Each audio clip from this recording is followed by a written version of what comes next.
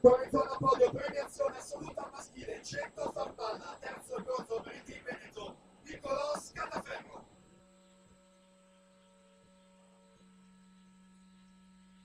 E secondo è argento per il Bolzano nuoto Stefano Ballo. E primo in medaglia d'oro per il Milano nuoto in 55-82, Gabriel Saliu. Torniamo subito alla vasca perché abbiamo la prima serie in corso con Laura Letrari, 28,53 la sua frazione farfalla. Serena Momento e Roberta Corazza in secondo. Al momento il miglior tempo è della Giacomazzi, vincitrice di serie 2, 2,26,67.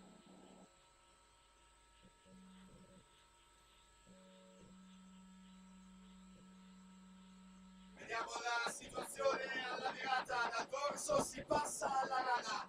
Laura Letrari, 35,13, frazione dorso. Arianna Rado, 35,11, Roberta Corazza, 37,60, il corso frazione rana.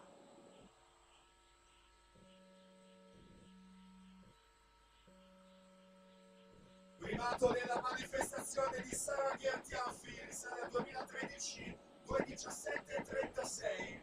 Abbiamo votato qui con la nazionale giovanile l'atleta Sara Ghiartiaffi nel 2013. Intanto la Letrari ancora al comando